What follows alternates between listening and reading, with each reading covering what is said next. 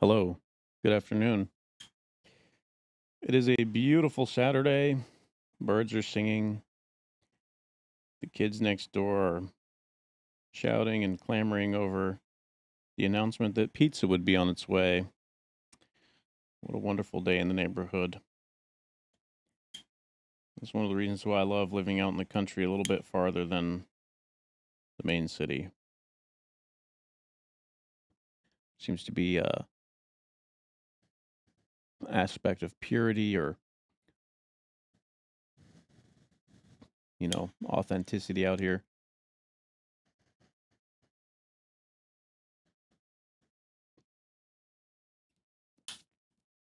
that perhaps isn't exactly replicated in the major cities today.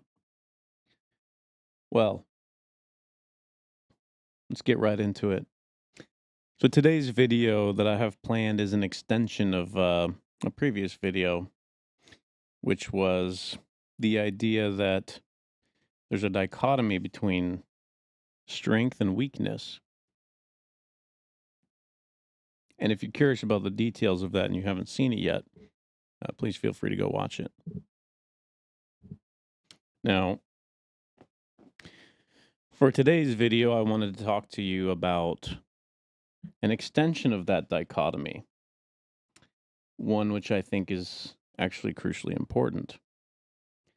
And it is an extension of that dichotomy because this occurs downstream of that dichotomy. So the first pillar of this concept is strength and weakness. And strength is something that I think basically every man should aspire to.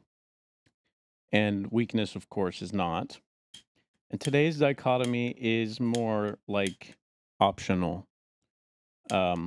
This is for those who feel called to pursue this dichotomy. This is for those who feel that they have some purpose hiding inside of this dichotomy.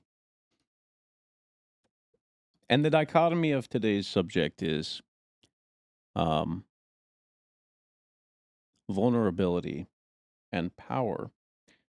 So, last conversation was strength and weakness, and today's discussion will be about vulnerability and power. And they're not the same thing, although one does rely on the other. If you want to be powerful, I think it goes without saying that you need to be strong. And if you don't want to be vulnerable, I think it's pretty self explanatory that you can't be weak. So,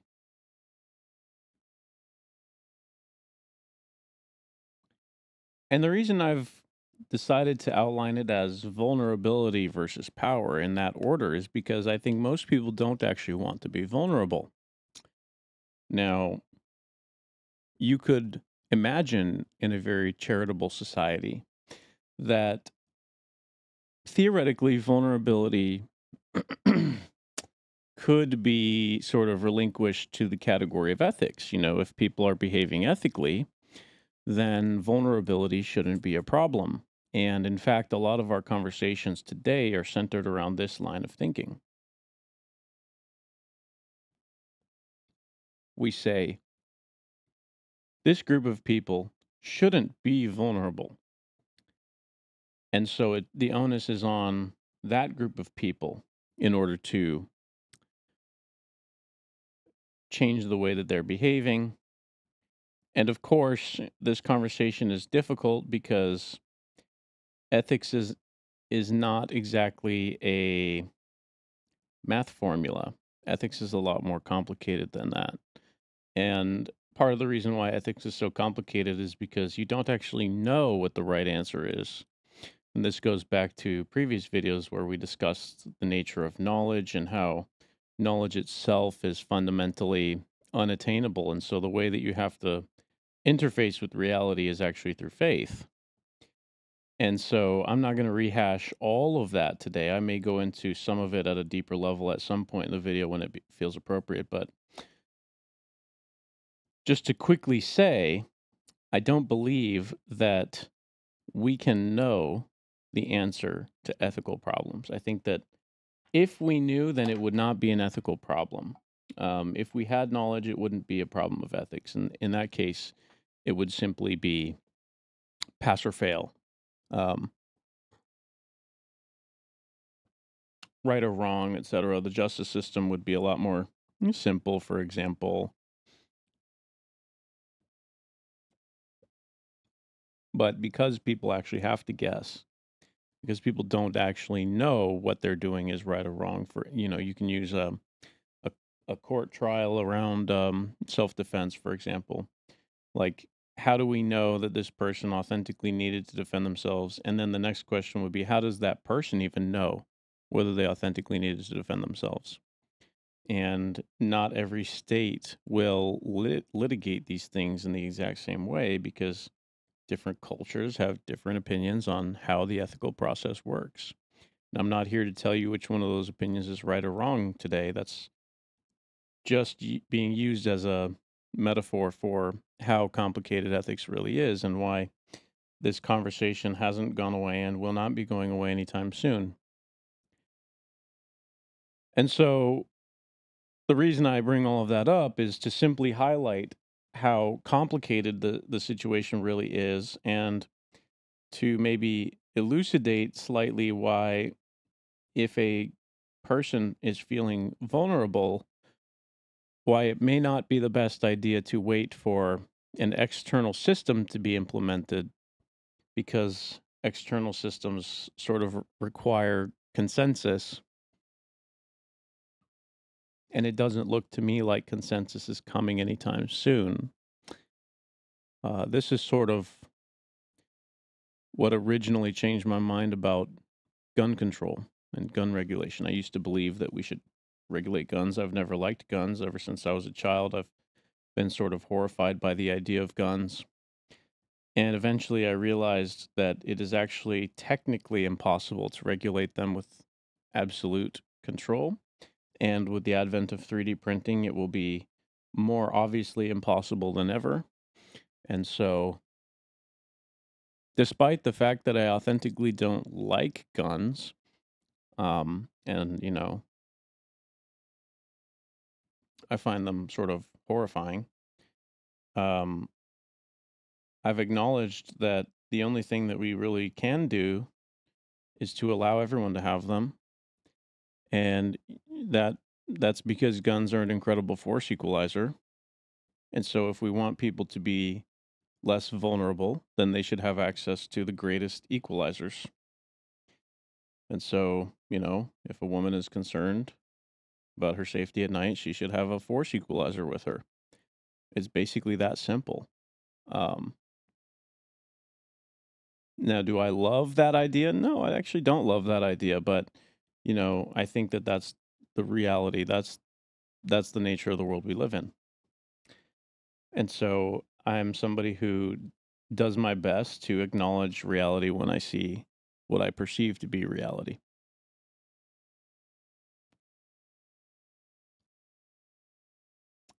And so, strength and weakness.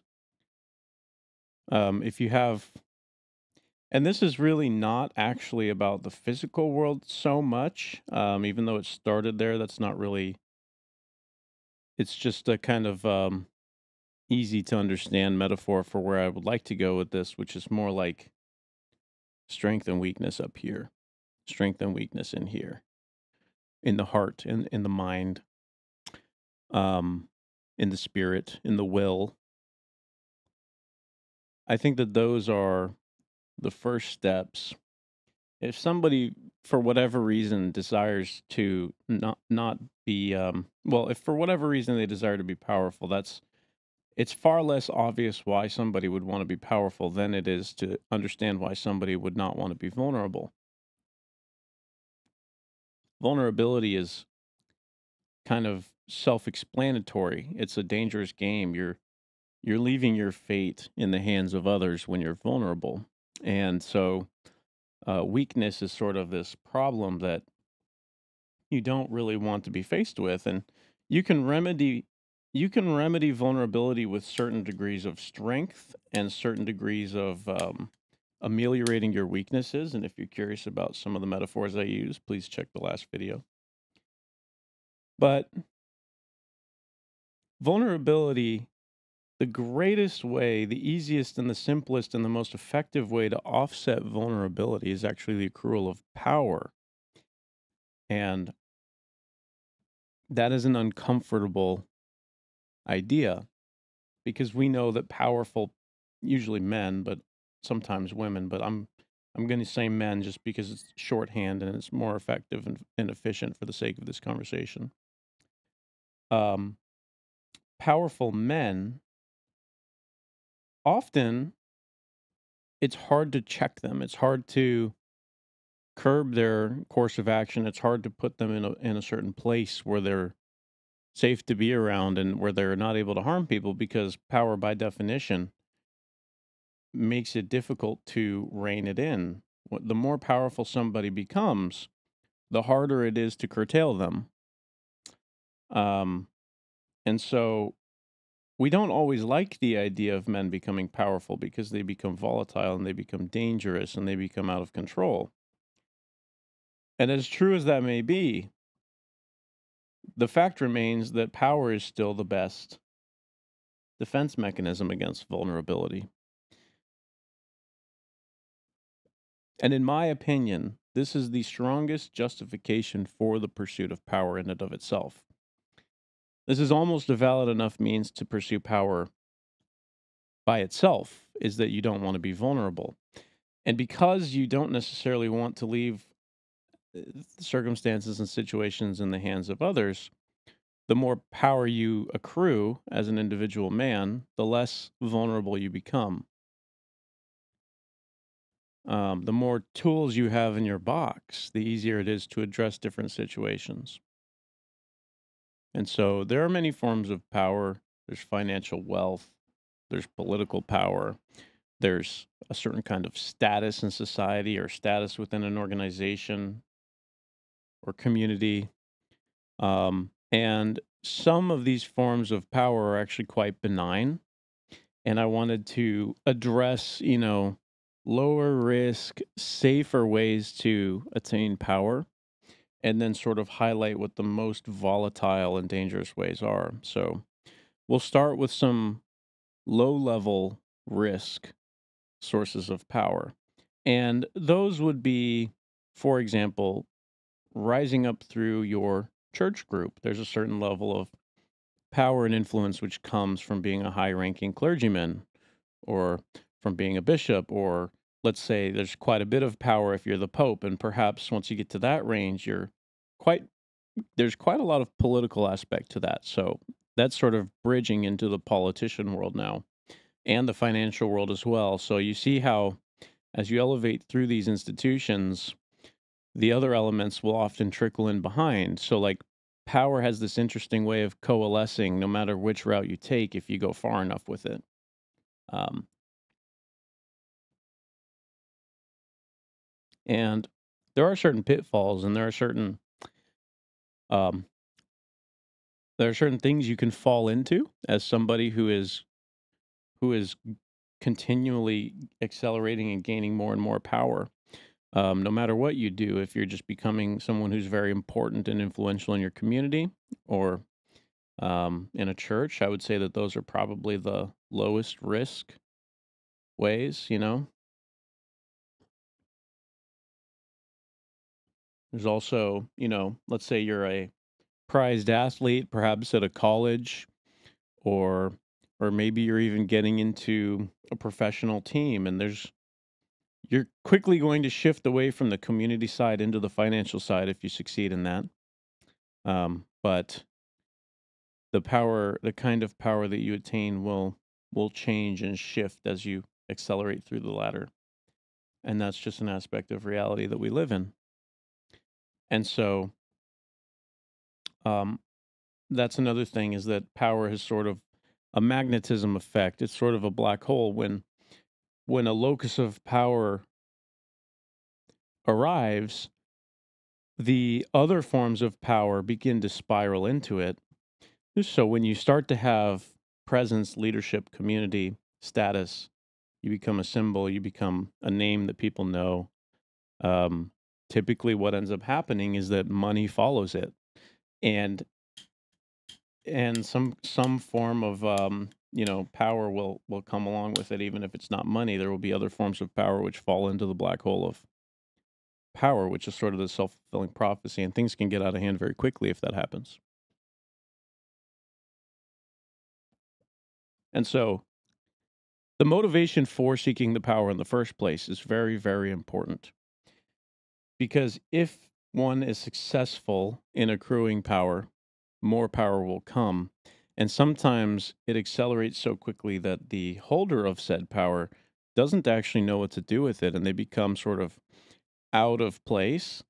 And being out of place in a position of power is actually paradoxically quite a vulnerable place to be. If you don't know how to do what will be necessary when you get there, um, the other people who have and want power, who might know what to do in that situation, could become a great threat to you. And so you have to be very careful as far as how you play this game if you're seeking power. Now, another form of power could be financial. This one is also fairly obvious. I think these days, when people talk about power, they're mostly thinking about the financial aspect. In fact, there seems to be an obsession with finance in our world. People are obsessed with the idea of money, with the tools that money brings, the consequences of money on the spirit and the character, and so on and so forth. And I think that probably most people are aware of the dangers of money because it's really what we talk about the most in our society. But I think that a lot of people aren't aware, maybe, of the subtle benefits of accruing a lot of money. And I will use this simple saying, which I heard on some YouTube video, and I don't remember who it was, or else I would credit the person who said it. But basically, you know, they say that money doesn't buy happiness; it can't buy happiness. Um, but I've never seen someone who is miserable to have it. It was something like that, and going on vacation doesn't feel bad. It's the only reason you would feel bad on a vacation is if there's some kind of emptiness in your spirit and your soul, if you don't have purpose, if you've chased money but you don't know why, and you fell into success, and if life is feeling like sort of accidental, et cetera, et cetera. So anyway, we've already talked about how, as a man, one of the core pillar aspects of masculinity is freedom of will, activation of freedom of will, and you combine that with a strong sense of duty and ethics in terms of procreation and the betterment of the life that is already here. So those are what I would say is the number one and number two responsibilities of a man. And then the way you do that afterwards is life is far too complex for me to go down a checklist and tell you everything that you should do. First of all, because I don't know what all of your let's say, God given or naturally ordained propensities are. I don't know what you're inclined towards. I don't know what your character traits that are sort of down at the soul level would be apt to do. I don't know you, but um, also because it's pretty unlikely that you know yourself well enough to say with finality what you would be the best at. A lot of times you have to go discover these things as you go live.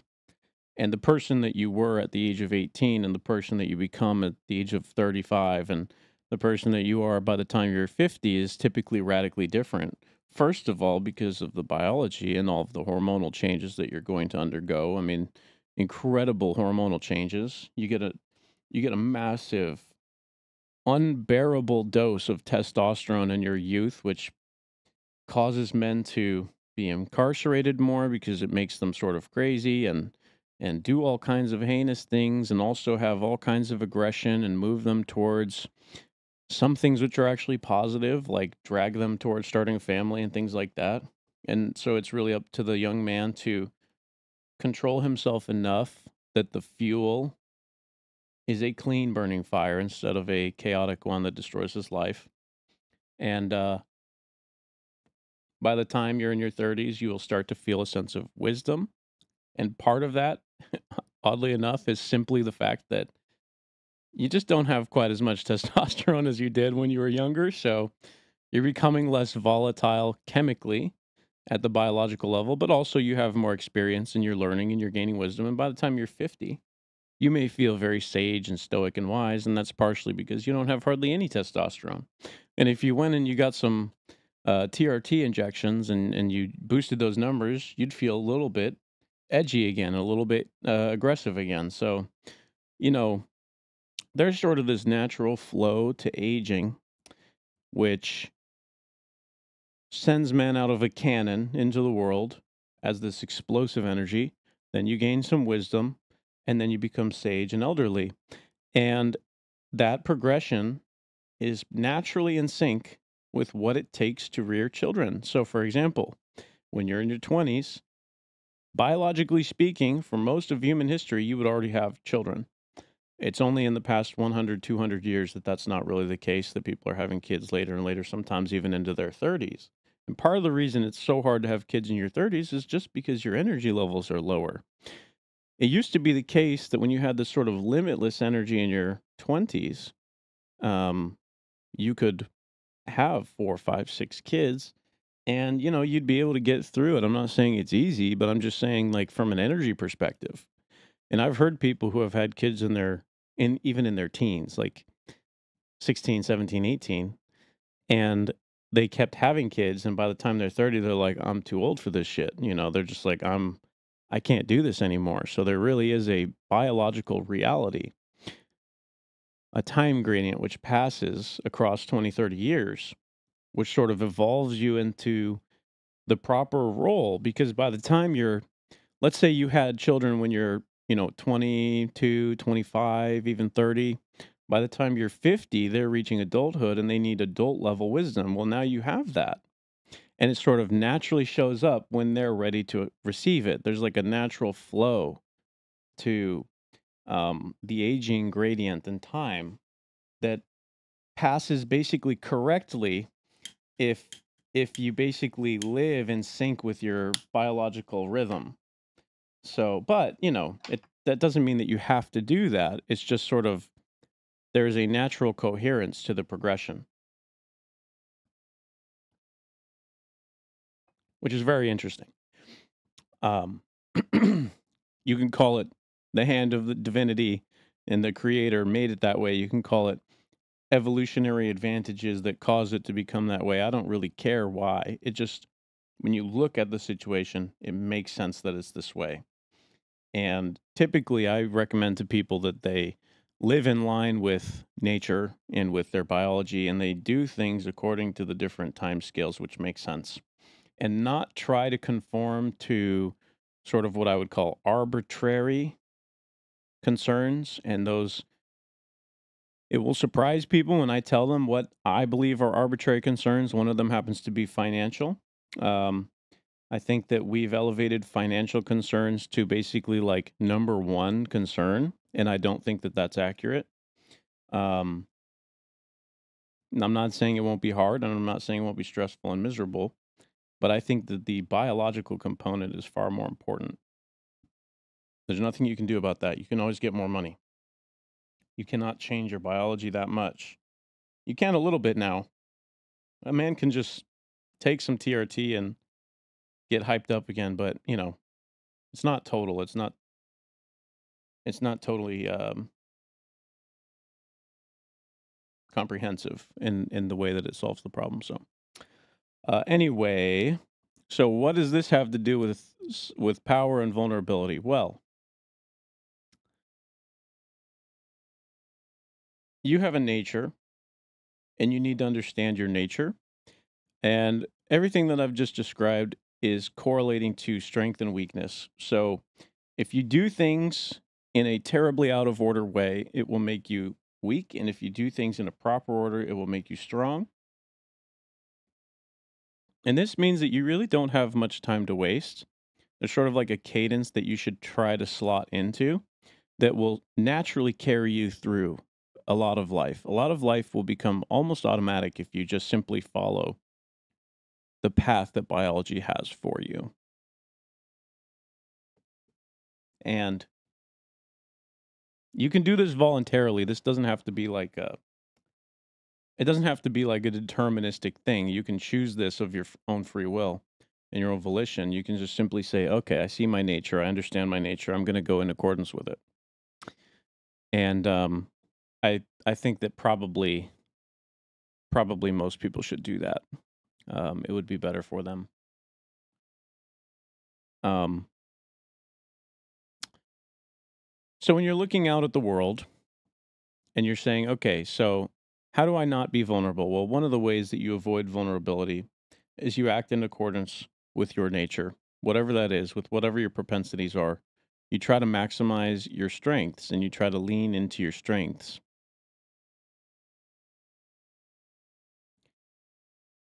And another way is to look at the world and say, what are the natural dangers in it? And you try to minimize those.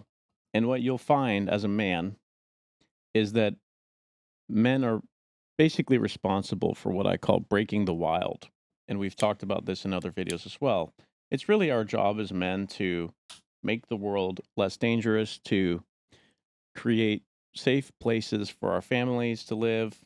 Um, that's the reason why men are the ones who are out working on the roads. Men are the ones who are out building houses for the most part. Obviously, there are exceptions, but we're talking into the 90% on these subjects. And there are reasons for this that go beyond personal preference. There are biological propensities. There are biological advantages that men have, such as their bodies are better at regulating temperature. And so they can go out into the cold and they can go out into the heat and they tolerate that better. And these are not opinions. These are just things that we know. And so, do with those ideas what you will. I'm not saying that women should never do these things. I don't. If they want to do them, and there are women who can, and there are women who do these things. I don't care. But for the most part, with this video, I'm really speaking to men right now. Um, but again, I think that you should act in alignment with your propensities and your strengths. The biological ones are not less important than the preferential ones and the chosen ones.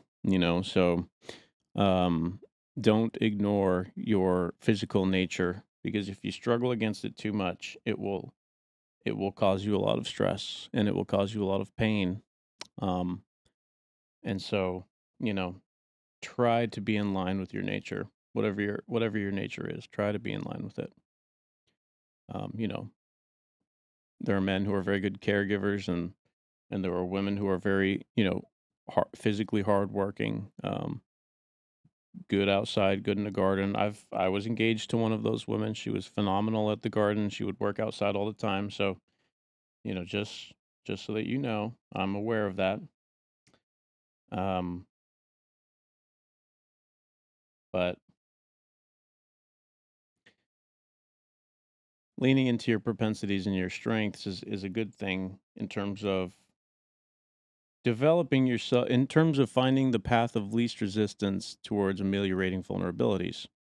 So if you can find out what you're really good at, and what your natural aptitudes are, you can set yourself up to be in a position to really begin to accelerate into a place where you're very strong and you're very actualized and reliable and dependable and strong, and you're not very weak. There's not a lot of things that will take you out. You're sort of in flow, in sync, and everyone kind of knows, like, okay, maybe don't mess with that guy. He's pretty capable. He's able to provide and defend for himself and everything.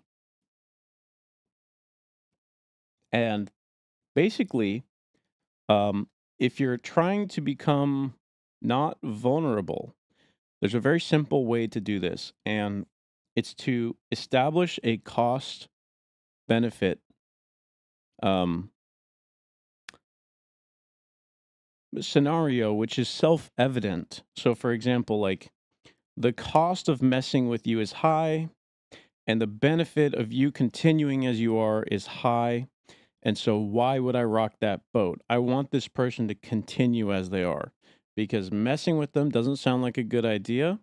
And risking all of the good that they're doing also doesn't sound like a good idea. So, the loss of the benefit is something they don't want. and the cost of the entanglement is something that they don't want to find out what the price tag is, right?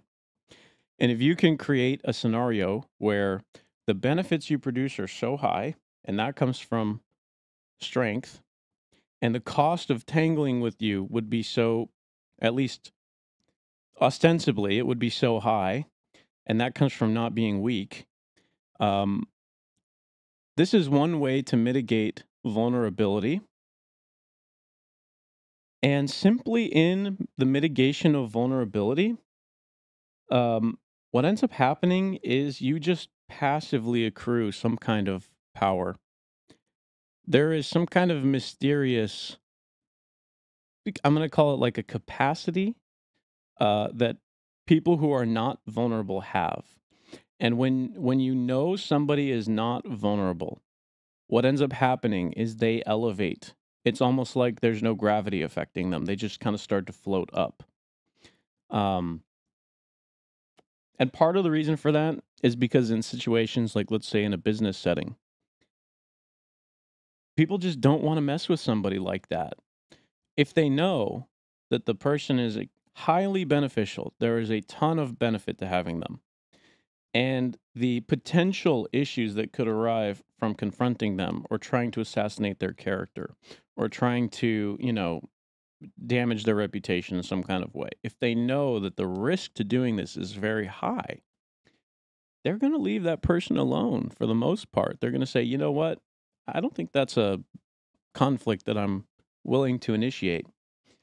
And you do want that to be the case as a man when when you're when you're in like a workplace setting or when you're in a community setting or when you're in really any setting at all. You want everyone to, first of all, the most important thing in those settings is that they like having you and that the effect of having you is good. So this requires some level of amicability, some positivity, some well-wishing, some intentional acts of kindness and olive branch extension and all of these kinds of things. You want to do the work to show people that it's good to have you around. And that really you're harmless. Or at least maybe a different way to say it is that you're peaceful. Because behind that, it's like, but I don't have to be harmless. That's the implication there. It's like, I'm peaceful with you. I come in no harm. There's no danger at all. Good to see you. We're here to do a job. We're here to create growth and to, um, whatever the case, whatever the business is for. We're here to make money. We're here to get the job done. We're all going to work hard together. This is great. We're collaborative. All of these things are in place naturally. Nobody has to teach you how to do that. Nobody has to show you how to do that. You just do that automatically. And then when somebody goes to tangle with you, that's when you have to show teeth. That's when you have to be the one who's like, but I don't have to be harmless. Know that.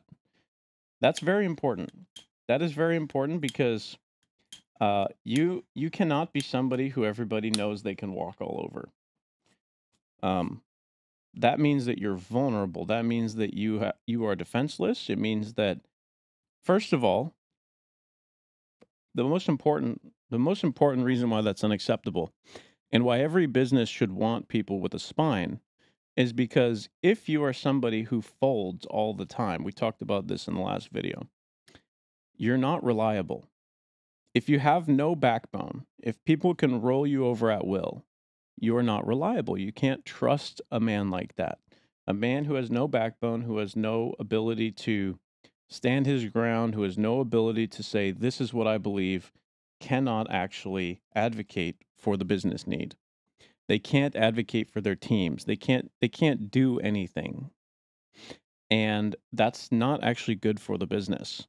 And so as someone who is aspiring to not be vulnerable in the workplace, you need to have a spine, and that's actually what's going to allow people to trust you. It's very counterintuitive to what most people teach you in the workplace, actually. Most people teach you to be agreeable, and you do need to be agreeable most of the time. And most people teach you to just say yes. And probably most of the time you need to do that as well. But there will be times when you can't do that. You have to advocate for the authentic need of the business, even when no one else understands it, sees it, or agrees with it. And those would be the times where, if you aren't able to do that, you'll become very vulnerable. And the reason for this is quite simple. Let's assume that you work in an accounting department and you have a boss who is willing to bowl you over and get their way. But you noticed there is a document or a formula or something somewhere that's not computing correctly. And you bring it up and you say, hey, we got to change this because the formula is not computing correctly. And they say, no, we can't do that because it's not going to mesh. The numbers aren't going to add up correctly with LY, and we have a report coming up. We can't afford to have that right now. What that means is, for the rest of time, the numbers are going to be messed up. Instead of just owning it for one quarter and saying, look, there's been a problem. The calculation has always been wrong. We have to fix this and change this so that we can be right going forward and we can have clean, accurate reporting from now on. The person who's in charge says, no, I don't want this drama this month for whatever reason. Now, you're going to have to play this by ear, but this would be a case where I would consider having some backbone and at least somehow like documenting this, right? Because if it ever comes to you, you're going to be in a situation where, that's not great because you're in that team too. So why didn't you notice this? It's not going to reflect well on you either. So you have to be smart about it, but you don't want to be vulnerable. And over time, by simply refusing to be vulnerable, what will happen is people will say, okay, this is a very reliable person. When things are wrong, they're willing to say it, they're willing to take accountability, they're willing to own it. Like, I'm not saying be defensive and dismissive. I'm saying, like, don't be vulnerable. So, like, own it, call it out. I made this mistake. Here's what we're going to do to fix it. You're always accountable, always advocating for the business, always everything, everything, everything. You're the one who's pushing towards the right answer all the time. And that will just passively levitate you. You don't have to ask for promotions when you do this. You don't have to tell people that you need to be moving up because people aren't going to mess with you and people are going to respect the value you create and people are going to see that you're advocating for the business and people are going to all of these things will be obvious and you will passively levitate up through the organization. That's what's going to happen. And so what ends up happening is when people seek power, they oftentimes won't get it. It's actually the wrong focus. So one of the right focuses is actually to seek never being vulnerable. If you instead of focusing on power, which has like a lot of problems with it that we'll get into, but if instead of seeking power, you seek to never be vulnerable, you will appear powerful to people, but not in like a dangerous way. You will in more like an authentic way, in kind of a humble way. It will be like, wow, that's a formidable person. They're very reliable. They're very dependable. They are rock solid in this place that we have them. And we know things are going to go well because this person can't be effed with, right? You can't just make them fold. This is a strong individual in this department. And it's the same thing for, let's say, even a church setting, which is kind of interesting. Like if you believe very strongly in these core principles and these core tenets, you're very polite and respectful, but people can't push you off them. You say, this is what I understand when I read this. This is what I believe to be the nature of divinity. I see A, B, C, D, and I'm advocating for this.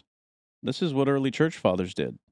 This is the reason why we have so many branches in the Protestant church, for example. This is the reason why there are at least three mega structures: the Orthodox, the Catholic, and the Protestant, is because people did this and they refused to be vulnerable and they created a circumstance where others were observing this phenomenon and they coalesced around it. That's sort of the magnetism I was talking about earlier, where when you have a sense of non-vulnerability, power begins to coalesce around it. It sort of passively forms around it.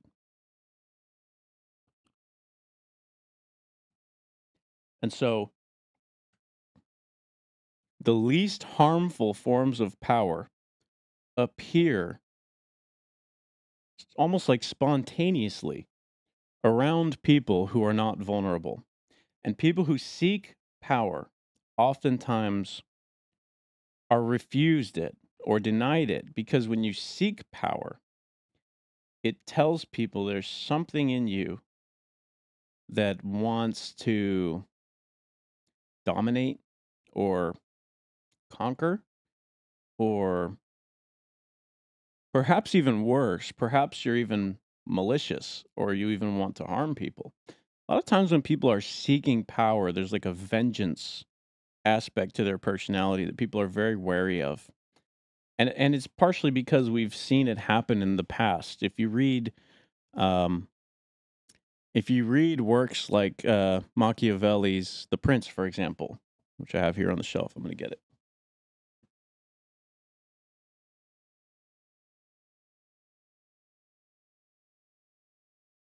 If you read works like The Prince, and I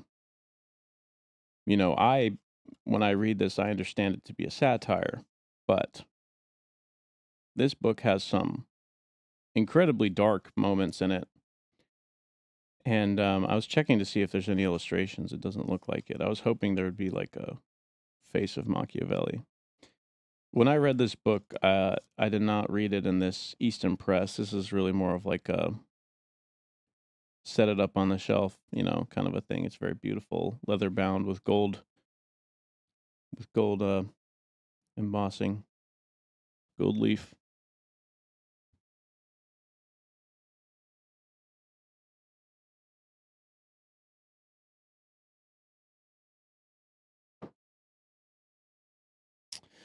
But The Prince is actually one of my favorite works in history. Actually, I think the one that I read is up here. Perhaps that one has illustrations in it. I'm going to waste your time and check.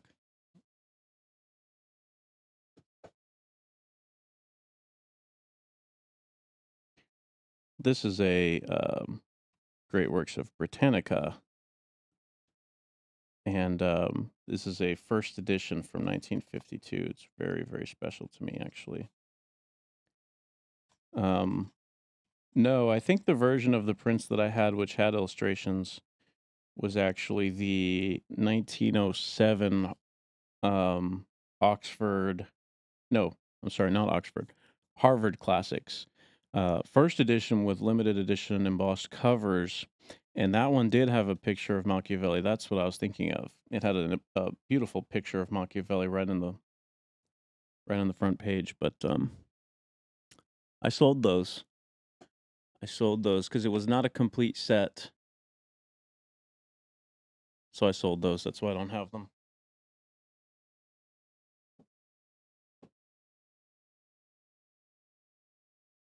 Anyway, the reason I wanted to show you his image is because Machiavelli has a very striking face, and you can kind of feel like the sense of, wow, like this guy means business when you look at him. If you've never seen a picture of Machiavelli, look him up. He was a very serious philosopher. Not just a philosopher, actually, he was a great philosopher.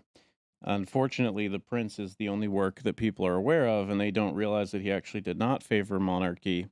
He didn't favor uh, not he didn't precisely favor brutal totalitarian authoritarianism, although he didn't fully shy away from it either. But he was actually in favor of oligarchy and not monarchy. And anyway, he's a lot more complicated than people think. But um, you know, he's kind of famous for the ends justify the means, and sometimes you got to break a few eggs to make an omelet. Kind of a thinker.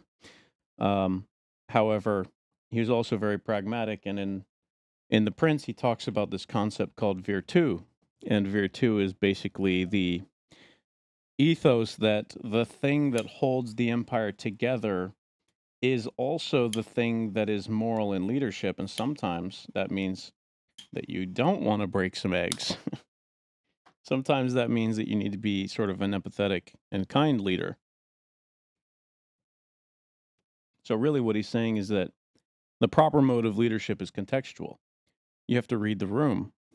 And that is not exactly a blindly power hungry mode of operation. It's probably farther towards blindly hungry, powerful lust, lust for power than what I would advocate for.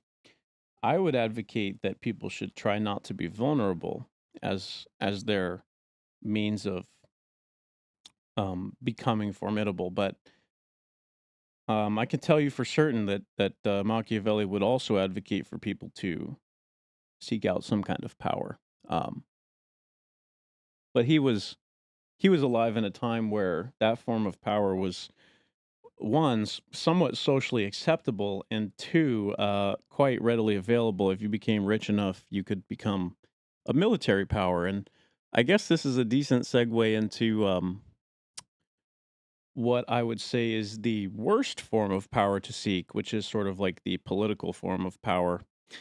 Um, Political power is the most volatile, the most dangerous, the highest risk to your safety, to the safety of your family members, to the safety of your community. Um, it does have a lot of direct influence. It is one of the more like effective, like power to outcome pipelines that exists. You can get a lot done as a politician. You can get a lot of money as a politician. You can do a lot of things, but you need to be very careful with that one. I'm not a big fan of the political world in general. Um, I think that a lot of bad ideas come out of it. I think that most politicians are not proper philosophers, and most politicians are not proper theologians. I think that probably they spend a lot of time studying um, how to be statesmen and the art of politics and things like that.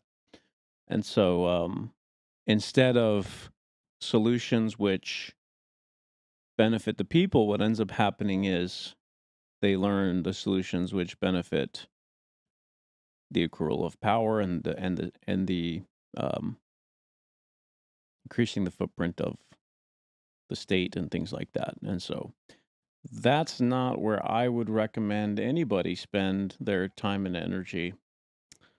Um, Now, some people will. So the reason I don't recommend it is because it's going to happen anyway.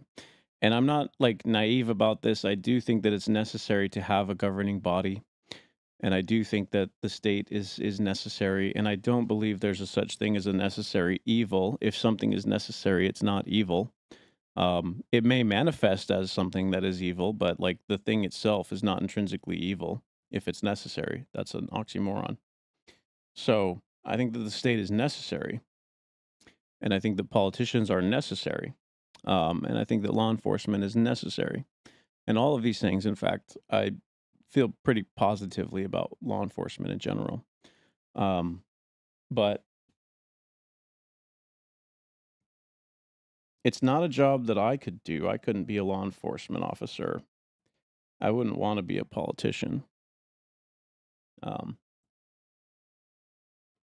and so I have a lot of sympathy for those who end up doing those jobs because I think that they're basically impossible jobs. And as a basically impossible job, people get an incredible amount of critique for them, and um, I think that's just basically a flaw of the structure of the thing. It really is impossible to do those jobs perfectly, and the expectation is that they have to be done perfectly. So there's a lot of pressure on politicians and law enforcement officers, and I don't envy them for that at all. But as a result of that,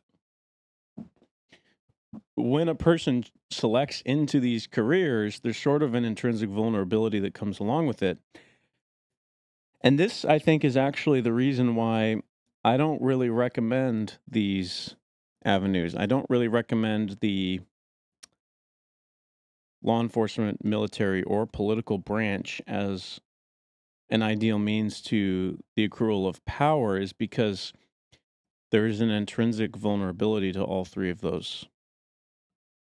And so people who are phenomenally brave and courageous and strong of mind and spirit and will and willing to take on that risk and that vulnerability, the pipeline from entry to power is a lot shorter than any of the other ways.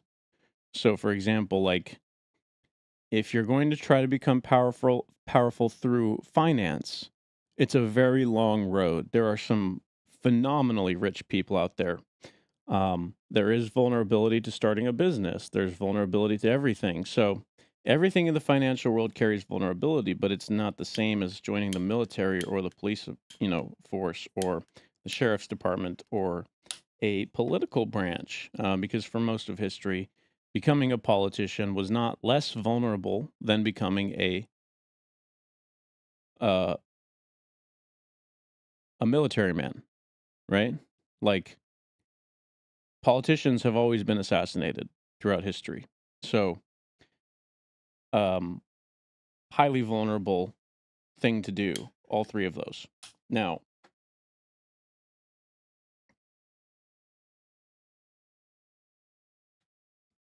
that means that the road to power is shorter for the military, law enforcement, and politician because the vulnerability is higher. The game is riskier, therefore, the power pipeline is shorter, partially because less people will do it, but also partially because the courage to go through the flames, so to speak, um, demonstrates a sort of um, it gives the air or the aura of invulnerability to people. Willingly choosing scenarios which make you highly vulnerable and consistently over time surviving them and continuing to show up and continuing to show up and continue, it shows people like there's something about this guy, he's kind of bulletproof, right? And so people will look at people who do that and they will go, wow, he's been doing this for 20 years. He's been doing this for 30 years, et cetera, et cetera. This is a reliable and trustworthy person. Ultimately, it comes back to the same thing at the baseline. It's like reliability, trustworthiness, not weak, stable, but the stakes are higher. So it kind of means more in a sense. And people will trust you with power as a result of that, even if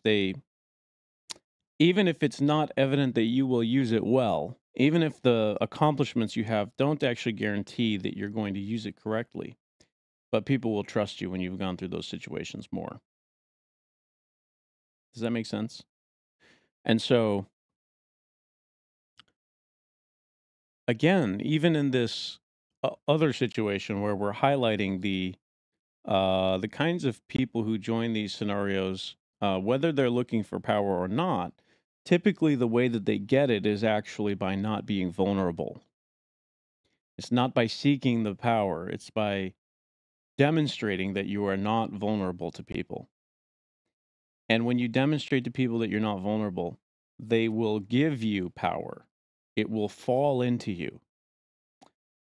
And when you seek power, when you look for it, when you're trying to find it, people can feel that and they resist it, and it makes it harder to get it. And so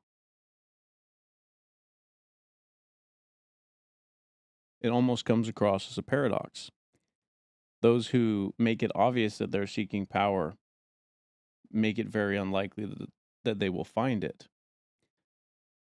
And those who simply instead project an air of invulnerability will be passively given it because who would you rather have hold the power? Would you rather have somebody who really wants the power? Like, why do they want it? What's the purpose of this power? What are you going to do with it? Or would you rather give it to the person who's like, I'm solid. I'm always going to be here. I'm always reliable. I'm always dependent. You can depend on me. I'm always dependable, is what I meant to say. Dependent is not right. You don't want to be dependent. I'm always dependable. You can rely on me. And then people go, great. Now we can trust you with this. Now we can trust you with that. We can give you these things which are so important to us because we know that you're stable and reliable and you will produce the outcomes. So we're going to give you this responsibility because power is responsibility. This is another conversation that we're sort of not ready for in our modern day, which is that you really don't get rights without responsibilities. I cannot think of any examples where you get rights without responsibilities. That seems highly unnatural. So, for example, in this country, in the United States of America, the right to vote was coupled to the draft. When we moved away from the old archaic mode of, land ownership being the way that people gain the right to vote, and we moved towards, all men, initially it was all men get the right to vote. Um, and then we tied that to the draft. So, like, if you want to be able to vote, you're going to have to participate in our military. So, like, the right to determine the outcome of the country comes with the responsibility of defending it. That was how that originally worked. But more recently, we've moved away from that. And there's a lot of reasons, and I'm not going to get into them all. Astute listeners can figure out for themselves how things have changed over the past. As we've moved away from that, we've lost that connection between rights and responsibilities. And our people no longer understand that if you have a right, it has to have a responsibility tied to it. That's the way that everything works. That's the way it's always worked. And so, anyway, let this serve as the reminder that if you want to have a right, look for the responsibility attached to it and fill the responsibility in advance of receiving the right. And eventually the right will be passed on to you passively. This is one way to think about it. If you want to have the right to a promotion in the work space, fill the responsibilities of that role, and eventually you will get that. Do the same thing in your community. If you want to have the right of being a respected elder in your community, fill the role of being a respected elder. Do the work, and you will passively become a respected elder. It will happen naturally. You're not going to have to advocate for it or fight for it at all. Because there will be no resistance. There will be nothing that they're waiting for. The community will not be waiting for you to do this thing. There's nothing holding you back. You will just elevate into that role passively. It will lift you up like there's no gravity. Because you've already removed the barriers. And this is true for pretty much everything. And so the dichotomy between vulnerability and power, it flows through everything that we do, every structure we have in society, all of it. So basically my argument is, I'm not saying it's not intrinsically wrong to want to be powerful. This is, I guess, part of the video that I haven't really gotten into yet, because up until this point, I've basically made it sound like it is intrinsically wrong. But you should not seek power for the sake of power. Like, just to be powerful is actually a pretty bad goal. Now, if you want to seek power to satisfy the conditions of some greater value, for example, the betterment of life, or, something good, something noble to help people, some kind of, I don't want to use the word like altruism, because after reading Ayn Rand, the word is kind of sour to me, but if you want to make the world a better place, And I don't mean in a utilitarian way either, because I've also read Stuart Mills, and I was not a fan of the conclusion that, everything is for happiness. I think happiness is a pretty poor goal, actually. Happiness, and the reason for that is that happiness is a fleeting experience. It's not a place that you can live. Sadness and happiness are experiences, they're not states of being. And so they're not valid goals for life.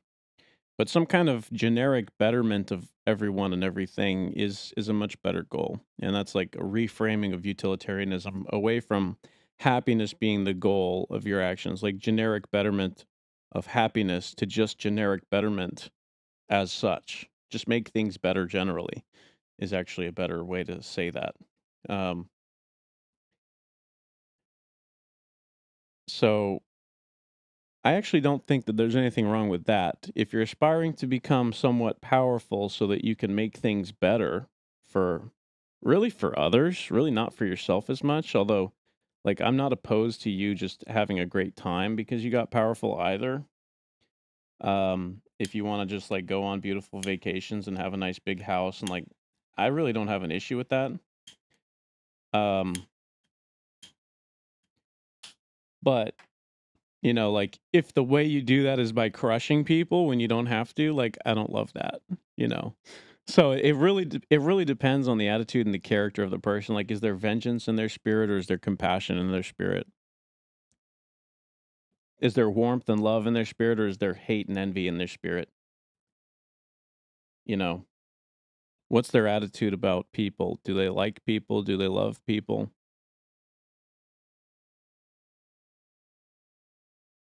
Do they want to see children happy and growing and successful? These are very, very important things to me, and I think that they really matter. What the contents of a person's spirit are if they're seeking power. If they're not seeking power and they're just bitter, that's not good, but it's not as bad as if they're like bitter and seeking power. Like that's a big problem. If they're like really bitter and they're seeking a lot of power, it's like, ugh, we got to probably address that. And that's what I mean. Like when somebody is seeking power, suddenly they get a certain level of spotlight and everyone becomes very concerned about why. And so it actually creates a kind of vulnerability that can be very preventative in actually attaining the power, which is part of the reason why. And it goes back to sort of something that we outlined in the beginning. It's like everything should be in line with the nature of the thing. You should align with your biology as much as possible. You should find the flow of natural things. You should understand the way that people work. You should understand the way that societies and cultures work. You should understand the flow of history. You have to read history. You should understand all of these different aspects, understand business, understand the economy, understand politics, all of these things. Have a generic understanding of human nature. And if you're not sure what that means, I can very quickly summarize it. Understand how incentive structures work. People naturally follow incentive structures. And the reason that it works that way is because most people do not ever fully actualize their freedom of will, their internal potential. They don't fully actualize it. Um, it's not good that they do that, but it's the reality is that most people won't do that. And what that means is that in order to predict the way that things are going to go and people are going to act, you simply have to evaluate the incentive structures. And once you understand the pull of the incentive structures and how they're going to drag people, you can predict what they're going to do. And so you have to understand the finances, the politics, the culture, the interpersonal dynamics. All of these things will outline very clearly what's going to happen in the future. It's very predictable. Just look at the incentive structures. If the incentive structures that will keep a marriage together don't exist, marriages will not stay together. It's that simple. If the incentive structure in the housing market doesn't look conducive to buying houses, people will not buy houses. If the like, it's that simple. And obviously, there's always exceptions to the rules. There's always people who will buy in a hostile housing market. There's always people who will marry when the incentive structures don't line up. But on average, people follow the incentive structures because most people don't actualize their freedom of will. They go with the flow. And what this means is, as the enlightened person who has their freedom of will activated and who observes culture as a flowing stream of water with a current, you get to say whether you participate in that or not. And you get to evaluate what the course of action that will be acceptable is. And you get to choose how you play that game. And this is the superpower of having your free will activated, is that you get to be a cognitive, conscious, intentional participator in the system, as opposed to a cog in the machine who is reacting, or even worse, being controlled entirely by its flow. And so being aware of the system, of the machine, of the flow, however you want to describe it, will make you less vulnerable. And by proxy of being less vulnerable, you will appear somewhat powerful, and it will be mysterious why you do appear that way, but you will appear sort of impervious, and that is a wonderful thing to be. People actually respect you more when you're like that.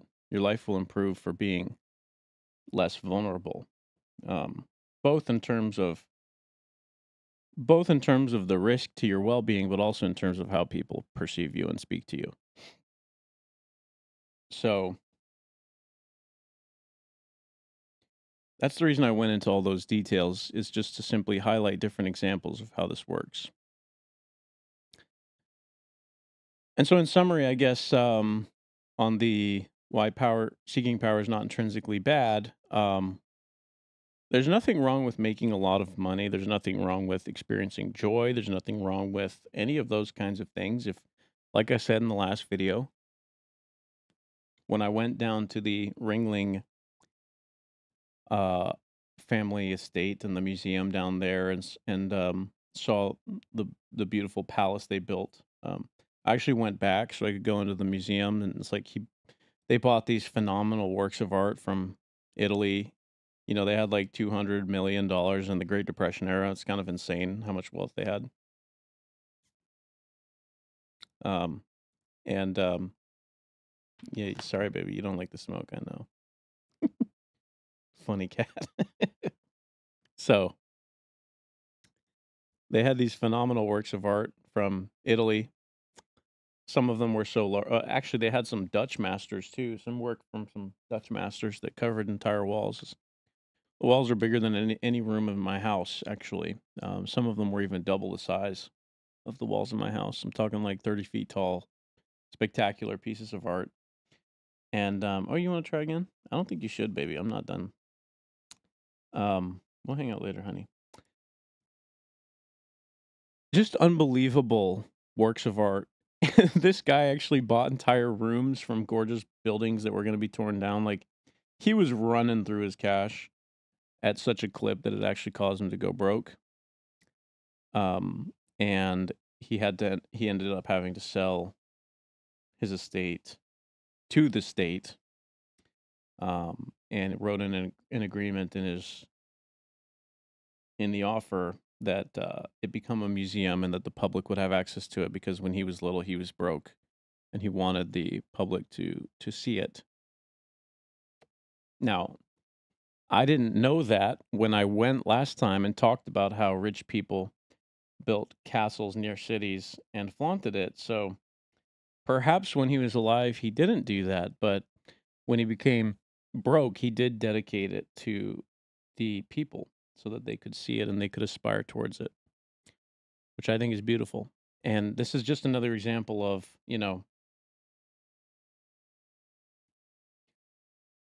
I guess the way people talk about it now is like send the ladder down to the people below you so that they can have what you accomplished and get a taste of what you accomplished. Quite a, I think it's quite a beautiful thing, quite a benevolent thing to do. Um, So in that sense, I don't think that there's anything wrong with seeking power, as long as the reason you're doing it is for benefit. If there's a spirit of wrath or jealousy or harm or, whatever the case in your heart, I do not encourage you to seek power. I encourage you to seek humility. I encourage you to seek wisdom. I encourage you to go back to the drawing board and try to figure out what the purpose of life actually is, and reassess your values, because I think that there are some serious errors if you have anger and wrath towards people in your heart. Now, this is critically important. There's nothing wrong with having disgust for cultural norms as long as you're able to separate out the people from those cultures, because people and cultures are not the same thing. One of the great lies of modernity is that culture and race are intrinsically linked. That is so far from the truth. That is so radically incorrect. It's demonstrably incorrect. If you were to, adopt a child, or let's say that you had a child and they were adopted by a family from another culture, and they never met you and they never met anyone who talks like you or looks like you, and they grew up in the other country, even though they look nothing like those people, they will be a member of that culture. And, at the biological level, they will have a distinct genetic lineage, but they will eat the food of those people. They'll speak the language of those people. They will have the culture of those people. They will be a member of that culture. Let's say an Italian man was adopted by, you know, some Kenyans. Well, guess what? That boy is going to be Kenyan. The same is true in reverse. A Kenyan boy adopted by some Italians, he's going to be Italian. And so, um, that's one of the easiest ways to understand why.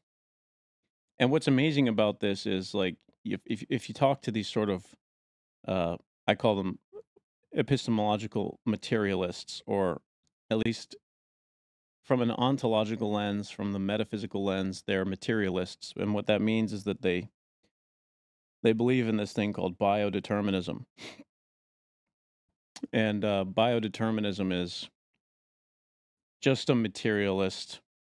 It's just determinism with extra steps. They just ground it in biology, which is a material substrata. And then they say, oh, like, this group of people has this group of outcomes. Um, and this group of people have these cultural suppositions, and they think that it's caused by race, and that's not true. Um, Even if in that region there's a significant overlap on a Venn diagram, it's a coincidence. It's not. There's no causal chain there. Um, and they even go as far as to say, like, these group of people have this IQ, which also isn't true. It has a lot to do with the background. It has a lot to do with the diet. It has a lot to do with a lot of things that don't actually have a lot to do with DNA or anything like that. Um, there are, these are dicey subjects, but I feel like they're important. So there are sort of like white supremacist types in the U.S. This is a growing contingent of people who have some very terrible ideas, and they are. I think that they will be one of the dangerous groups of tomorrow, because they just they've developed all these conclusions along sort of deterministic, biological deterministic arguments. I believe in sort of generic eugenicist arguments, and it's a fanatically short-sighted, simplistic, I'd say, really, really dangerous set of ideas. And the good news is they're wrong. And the bad news is that there's basically no evidence that you can show to them that will prove them that they're wrong. That's the bad news. Um, but they believe in these kind of generic white supremacist arguments, This is like I said, a growing contingency, and you can show them that like one of the top 5 earners in the United States are Nigerian immigrants. They make more money than almost all Americans on average.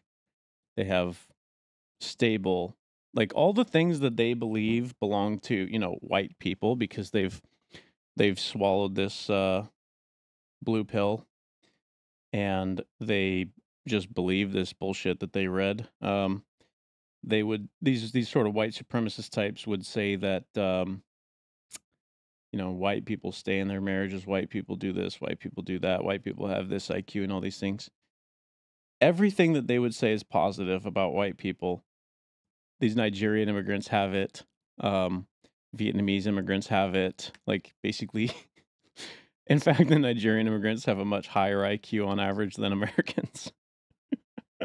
So like they just don't see how their ideas about race don't actually play out in the real world, and that their premise that culture and race are sort of intrinsically linked is totally invalid. And it doesn't matter how many times you disprove it. It doesn't matter how far back in history you go to find examples of the contrary. One of my favorite things to tell these people is like when the Roman generals and Julius Caesar and all these guys discovered Britain, and they conquered. We're talking about the Britons were, I guess they called them Bretons, Bretnos. I can't remember exactly, but it's something like that. They're wearing like loincloths, and their faces are painted blue, and they have spears and stuff, and they're like shouting from the edges of the rocks. And I just feel like that's how they think of people on like, in a remote island or in the Amazon. Like they think the same way that the Romans thought when they encountered the Bretons. That's what I think. And the Romans show up and they conquer the Bretons. Um, and there are logs like journals, and the Roman generals are saying, that this is the stupidest people I've ever conquered. They can't be taught to read. They can't be taught to write. They're phenomenally ugly. Like these are like the lowest of the low. Like this is the Roman opinion of Bretons. And there's another general who, I think that was actually Caesar who said that. And then there's another general who said, it may not have been Caesar though. It could have been someone else. There's another general who said, you know, he's observing these indigenous British, the precursors to the British. Uh, I don't know what they're called, Bretons, Gaelic peoples. I really don't know what the word for the indigenous people of that island is. But he says he's observing them, and they're prone to like sitting in bogs up to their necks. So there are bogs, which are basically kind of like swampy wetlands, and they would sit in the bogs up to their necks in the winter, and they would stay there for days at a time. And that's sort of like one of the ways that they would deal with the harsh climate. And he's cataloging this like these are just some like completely savage people with no culture and no education. And meanwhile, the British went on to be one of the most powerful empires in the world ever, one of the super empires of the world. And it's the same people that the British thought were just like dummies. And so it's just another example of why this idea that race is causal to culture is not correct. Um, but you can't, there, like I said, there is no argument that these sort of genetic supremacists of any kind, it doesn't matter if they're white supremacists or any other kind of genetic supremacist, because they're all there, they're all out there. Um, this form of argumentation appeals to one of the lowest denominators of thought, which is in group preference. It's one of the weakest and simplest and easiest to access forms of thinking that exist. And so there's really nothing you can do because to them it feels so obviously true. And so really the only thing you can do is do your best to not let their ideas promulgate, and resist them at every pass, because it's an extremely toxic and harmful and hyper dangerous. Like, history's shown this over and over again. This is one of the most toxic and dangerous ways of thinking that exist on earth. It's totally anti-liberal. It's completely it's completely against the principles of individuality, um, that we have in the West. It is a completely toxic, um, anti-liberal way of thinking. So, um, please, please resist people who think like this. Um, but it is a form of community, unfortunately, that exists, as disgusting as it is. And coming with that form of community is a certain kind of power, which we have to be careful of. And it is a dangerous one. And so it's just another example of how the um, political, but also even the philosophical world has some really dangerous ideas in it, and people are very prone to falling into them. And it's just another reason why I think the political world is so um, volatile and unsafe. Just another reason why I don't really love the political world, especially as people cozy up to lower and lower quality ideas, less and less interesting ideas about people and their nature. So, anyway, suffice to say, genetic supremacy is a terrible thing, and hopefully we can stamp it out. Unfortunately, it looks like it's on the rise in all directions, but hopefully we can stamp it out and cooler heads can prevail on this subject in the West. We need to get back to individuality and individual rights and things like that. Those are much more interesting, much better ideas, much higher quality ideas. Uh, Truly, liberalism is one of the best political ideas ever conceived, and it produced some of the most powerful and interesting nations that have ever existed, with some of the highest quality of living, some of the highest living standards, the lowest poverty rates, the lowest starvation rates. Liberalism really is a phenomenal political system, but like all political systems, it requires highly ethical people. And so, um, just another example of how seeking power is a bad idea.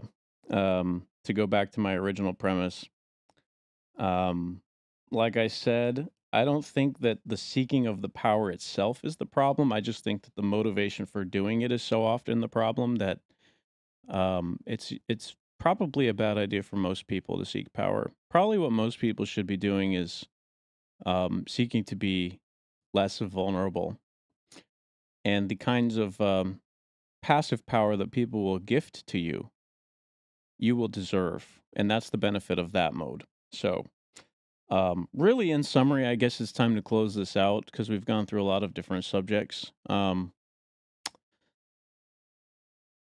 Strength is a good thing for a man to pursue. You should be a strong man, and men should seek to eliminate their weaknesses.